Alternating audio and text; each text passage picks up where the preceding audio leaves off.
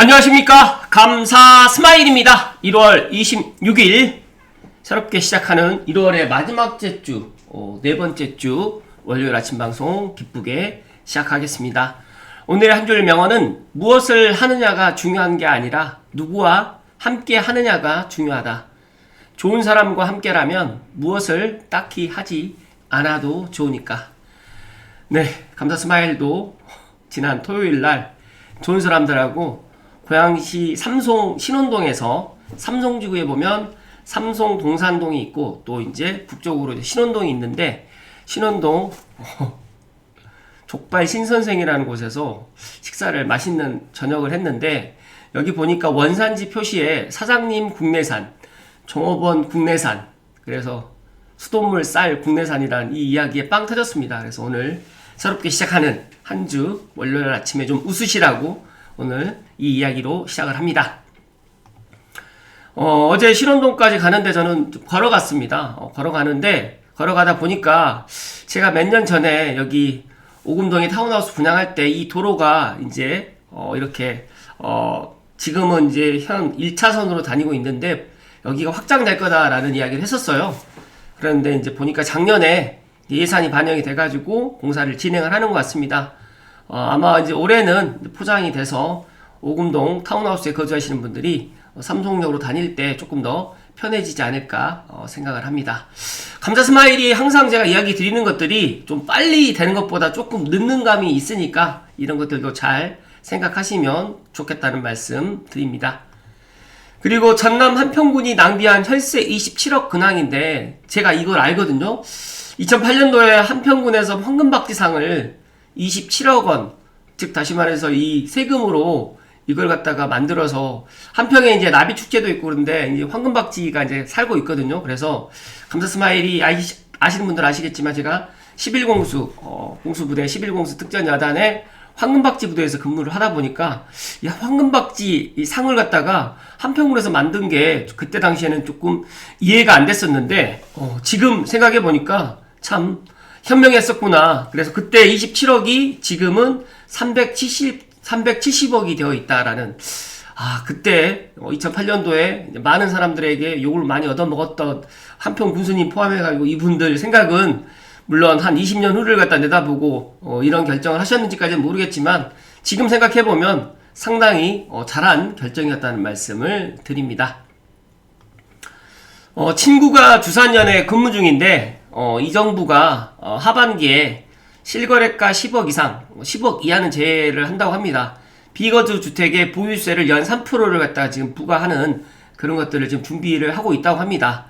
엊그저께 이제 뭐 대통령님께서도 이런 이야기 하셨는데, 실거주하는 주택과 실거주하지 않는 주택에 좀 차등을 둬야 되지 않느냐, 이런 것들도 이야기를 하고, 또 중과세 연장은 없다, 양도세 중과 위에는 없다, 그런 이야기를 갖다가 하는 것들을 보면서 앞으로 이제 비거주 주택 보유자들이 이제 이런 것들을 알게 되는 순간에 여러 가지로 이제 부동산의 이제 이런 방향들이 조금 달라지지 않을까. 지금은 이제 똘똘한 한 채에서도 이제 또 똘똘한 한 채에서 실거주하는 주택 이런 것들로 또 진화되고 있는데 과연 이제 비거주 주택의 무거운 세금으로 매물 유도를 하게 되면 올 하반기 6월 3일 전까지는 아마 이렇게 하지 않을 거예요. 아마 선거 끝나고 난 다음에 이렇게 하게 될 건데 특히 지방 살면서 서울에 집 가지고 있는 사람들 조금 힘들어지지 않을까. 그때는 아마 지방에 계시는 분들은 다 서울로 와서 이제 또 실거주를 또 해야 되는 그런 상황이 또 펼쳐지지 않을까라는 그런 생각을 했습니다. 각자가 처해지시는 상황이 다 다르겠지만 감스님들만이라도 이런 것들을 미리미리 대비하셨으면 좋겠습니다. 제가 이제 부동산 스터디 카페에 이거 아셔야 해요. 절대로 세금은 안 올릴 겁니다. 윤감세 환원 법인세 전구간 1% 포인트 올리고 감세 보고는 미진하다라고 했는데 2026년 세법 개정을 보면 대부분이 증세이다. 뭐 통합 고용세 감면 축소, 법인세 인상, 증권거래세 인상 등등. 근데 여기에 인상이란 말은 없습니다. 다 환원이라는 말만 있을 뿐입니다. 말장난 하는 거죠. 공정시장가액 비율 100% 환원, 종부세 중과 환원, 양도세 중과 환원. 문베스 때 이미 다 했던 정책들이기 때문에 증세라는 표현만 빼고 환원이라는 말 장난을 하는 거죠. 장기 보유 특별공제 축소도 아마 축소라고 안 할 겁니다. 장기 보유 특별공제 정상화. 2008년도 당시에 장기 보유 특별공제 이때가 50%였으니까 또 헌안이라는 말을 갖다 붙일 수도 있고, 우리가 정말 무식하고 또 감스님들 중에 가진 게 없다라고 하면 진짜로 정말 심각한 일단 이렇게 또 개딸 배급견이라는 이런 표현까지도 하고 싶지는 않지만 이렇게 될 가능성이 정말 크다는 말씀을 드리고, 부자들은 본질을 파악하고 진짜와 가짜를 구별합니다. 이게 인생에서 엄청난 차이를 만들게 되고, 일단은 감사 스마일은 여러 가지로 이런 이야기들을 갖다가 감스님들께 이야기 드리기 때문에 부디 현명한 감스님들이 오늘 좀 되실 것을 이야기 드립니다.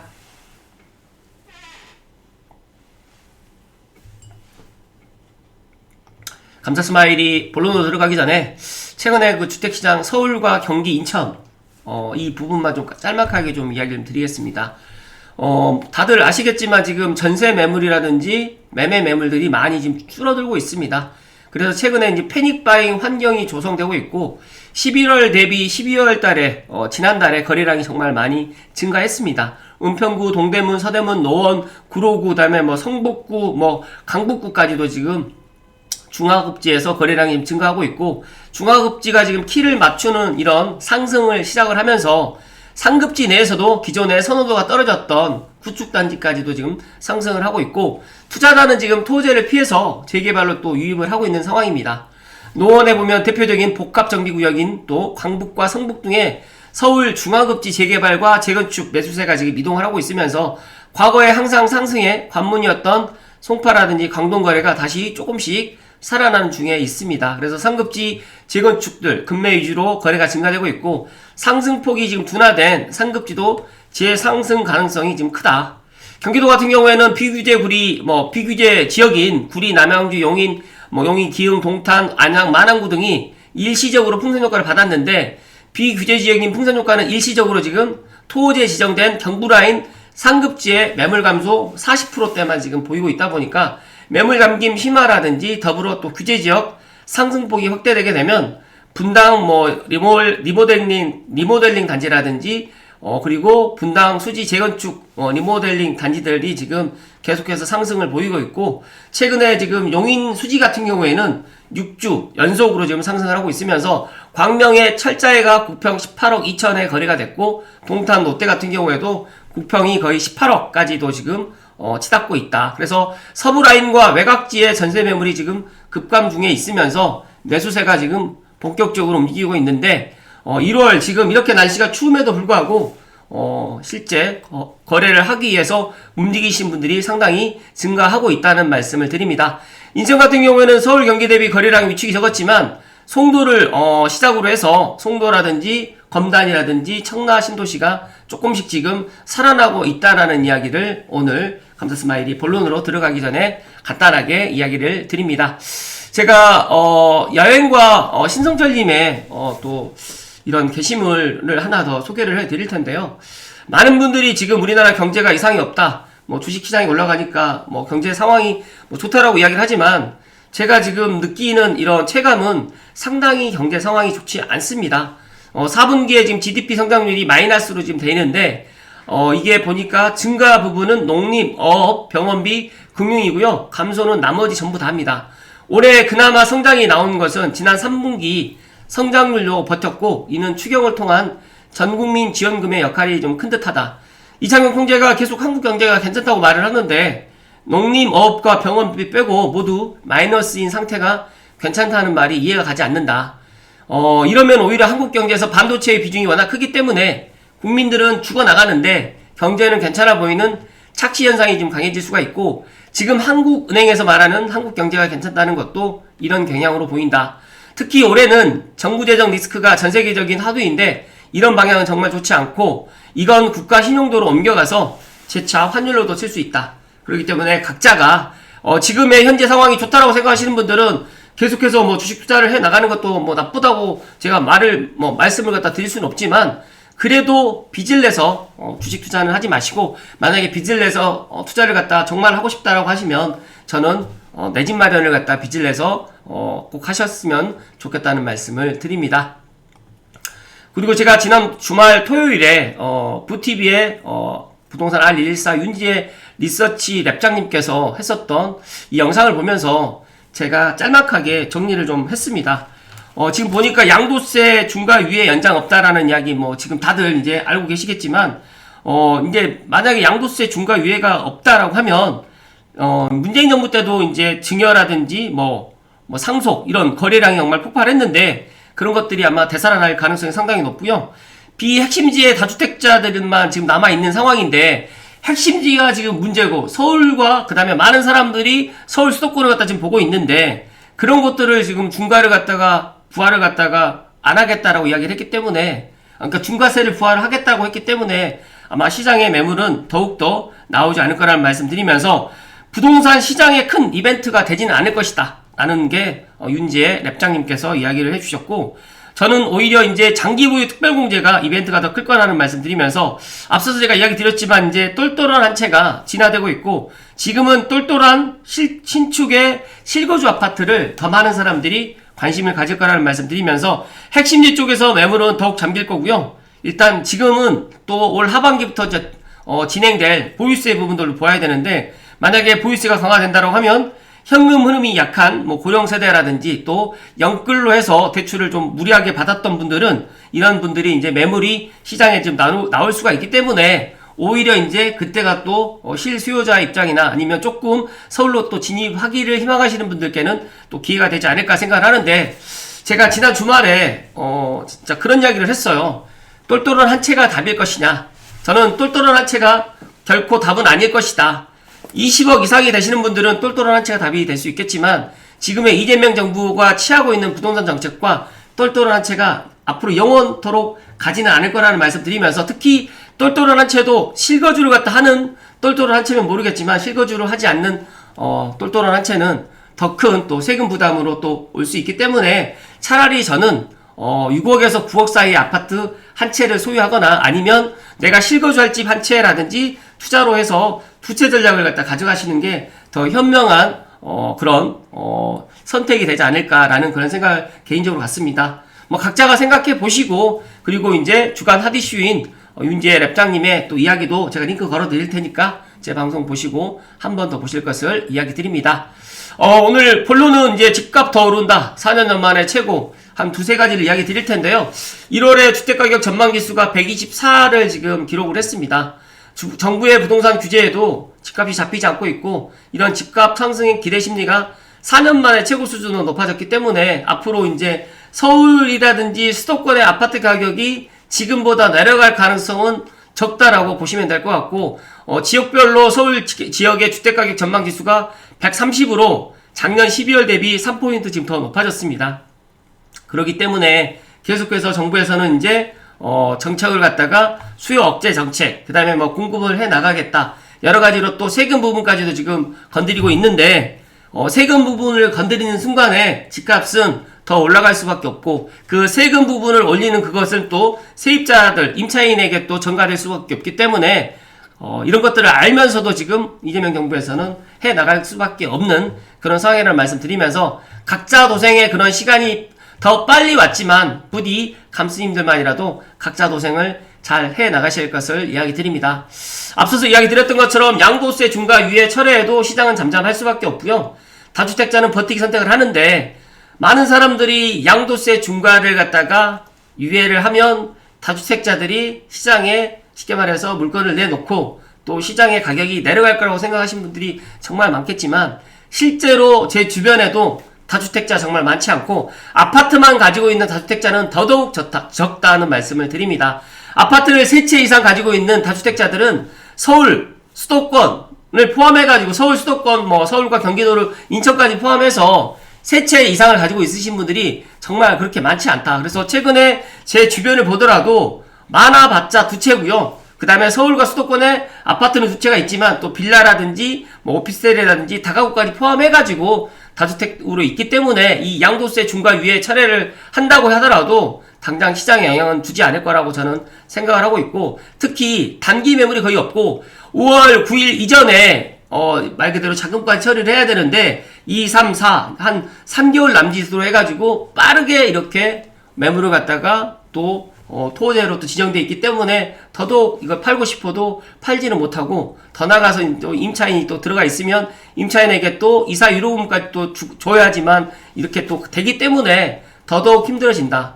그런데 중요한 거는 아파트 공급이라든지 서울과 수도권은 앞으로 2030년까지는 더더욱 공급이 없을 거라고 생각을 하기 때문에 많은 사람들이 그동안에 버틸 거라는 말씀을 드리고, 많지는 않은 다주택자이긴 하지만 저는 이렇게 될 가능성이 클 거라는 말씀 드리고, 더 나가서 이제 5월 이후에는 매물 잠김 현상이 더욱 심화될 것이다. 그래서 제가 작년에 3대 절벽, 대출 절벽, 매물 절벽, 공급 절벽이라고 이야기를 드렸는데, 매물 절벽은 더 심하면 심했지 덜하진 않을 거라는 말씀을 다시 한번 이야기 드리면서, 그렇기 때문에 지금이라도 내 집 마련을 하자라는 2030에서 이제 40, 50 세대까지 지금 가세하는 그런 분위기라는 말씀을 감사 스마일이 덧붙여서 이야기 드립니다.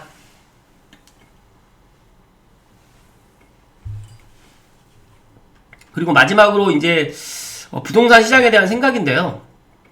이재명 정부가 기본적으로 다주택자에 대한 우호적인 시각을 갖고 있는 정부는 아니라는 것들을 다들 알고 있지만, 중요한 거는 과거에 윤석열 정부와의 선거 과정에서 패배를 경험한 이후에 부동산 규제를 강하게 밀어붙일 경우 여론과 지지율이 흔들릴 수 있다는 점은 이미 학습했었지만, 실제로 이번 선거 과정에서도 부동산 규제에 대한 언급은 상당히 절제되어 있었고, 선거 결과 역시 부동산 정책이 민심에 적지 않은 영향을 미친다는 사실을 다시 한번 보여줬습니다. 그런데 기존 완화 정책의 유효기간이 종료되면 자연스럽게 규제 국면으로 복귀하는 구조에 가깝다고 볼 수가 있고, 그중 대표적인 이슈가 바로 양도소득세 중과 한시 완화의 종료입니다.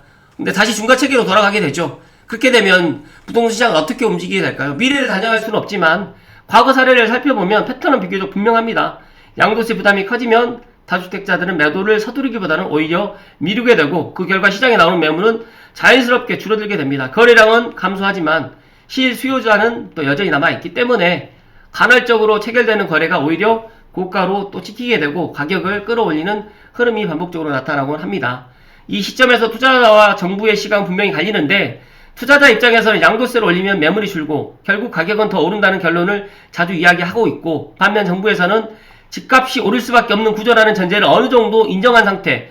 지금은 보니까 이 어느 정도 인정하는 것이 아니라 향후 한 3년에서 5년간은 집값이 계속적으로 오를 수밖에 없고, 그리고 지금 한국은행 포함해가지고 지금 이재명 정부에서는 계속적으로 국민지원금이라든지 또 이렇게 유동성을 갖다 증가하면서 원화 가치가 계속적으로 내려갈 수밖에 없고 환율은 올라갈 수밖에 없는 이런 상황, 또 경제 상황은 그렇게 녹록지 않은 상황이다 보니까 이번 정책을 집값을 잡기 위한 수단이라기보다는 집값 상승 과정에서 특정 계층이 집중되는 수익 구조를 조정하려는 의도로 해석하는 것이 더 자연스러울 수도 있다라고 이야기를 하지만, 저는 오히려 이제 내 집을 갖고 있는 사람, 특히 강남 3구라든지 서울의 똘똘한 한 채를 갖고 있는 사람들만 이제 그 집을 소유할 수가 있고, 나머지 지방이라든지 수도권에서 만약에 소득이 좀 낮고 대출이 안 되시는 분들은 더더욱 서울과 그리고 주요 핵심 지역에 내 집 마련을 갖다 하는 것들을 막을 수밖에 없다라는 그런 이야기를 드립니다.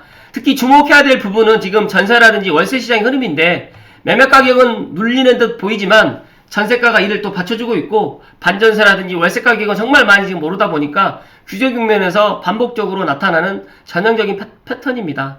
역전세만 피할 수 있다면 투자자는 5년이든 10년이든 큰 손실 없이 시장을 버틸 수 있는 여지를 또 확보하게 되고, 그래서 전세가가 하방을 방어하고 있는 현재의 시장은 결국 투자 관점에서도 비교적인 안정적인 구조라고 볼 수 있습니다.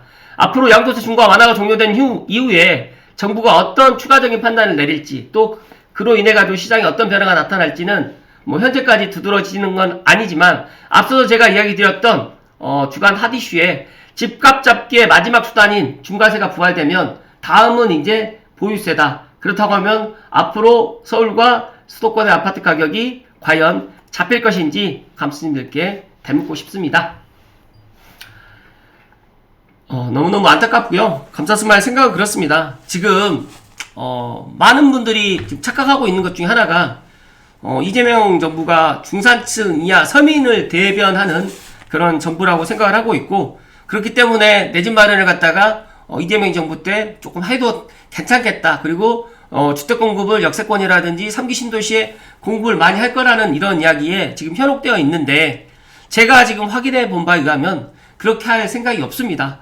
오히려 서울과 수도권, 특히 3기 신도시에는 분양보다는 오히려 이제 임대 아파트, 그리고 분양도 온전한 분양이 아닌 LH와 정부와 나누는 그런 형태의 주택을 많이 공급해 나갈 것이고, 또 재건축이라든지 재개발을 투자하시는 분들은 이재명 정부 하에서 좀 빨리빨리 진행이 될 거라는 이런 생각을 갖고 있지만, 여러 가지 경제 상황이라든지 환율 이슈라든지 또 유동성 증가라든지 또 주식에 또 돈이 들어가 있다 보니까 또 주식시장에서 언제 또 돈이 빠질 수 있기 때문에, 또 이런 여러 가지 이런 경제적인 이런 상황들 때문에 저는 재건축과 재개발도 빨리 갈 수가 없다. 그렇다고 하면 감스님들만이라도 어떻게 해야 될까요?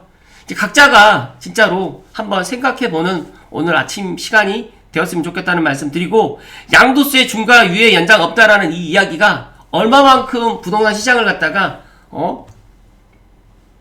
바꿔놓을지, 아니면 부동산 시장에 또 후폭풍으로 또 올지, 저는 바꿔놓는 것보다 후폭풍, 특히 무주택 서민들의 그런 고통이 지금 제 눈에는 그려지기 때문에 너무너무 안타깝다는 이야기를 드리면서, 이거 아셔야 된다. 진짜 절대로 세금은 안 올릴 거다, 이거 아셔야 된다. 절대로 세금은 안 올릴 거다. 다만 세금은 안 올리고 환원할 거다 라는 이 이야기를 마지막으로 이야기 드리면서 오늘 아침 1월 26일 아침 방송 마치겠습니다.